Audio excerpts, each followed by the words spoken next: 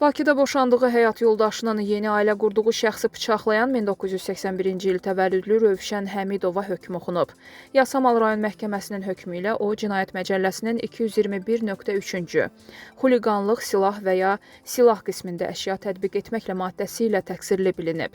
Araşdırmalar zamanı məlum olub ki, Rövşən bir neçə il əvvəl həyat yoldaşından boşanıb. Onların oğul övladı ata ilə, qız övladı isə ana ilə qalıb. Daha sonra qadın Cəlal adlı şəxslə ailə həyatı qurub və övladı ilə birgə onun yanında yaşayıb. Ötən ilin 14 fevral tarixində isə Rövşən qızını görmək və keçmiş həyat yoldaşı ilə barışmaq niyyəti ilə onların yaşadığı məhəlləyə gedib. Rövşən küçədə Cəlalla qızını görərək ona hücum edib və bıçaqla xəsarət yetirib. Məlum olub ki, həmin vaxt Cəlal ögey qızını hazırlıqdan evə gətirirmiş. Polisin keçirdiyi tədbirlərlə Rövşən tutulub və onun barəsində cinayət işi başlanıb. Məhkəmənin hökmü ilə Rövşən Həmidova 2 il 3 ay həbs cəzası verilib.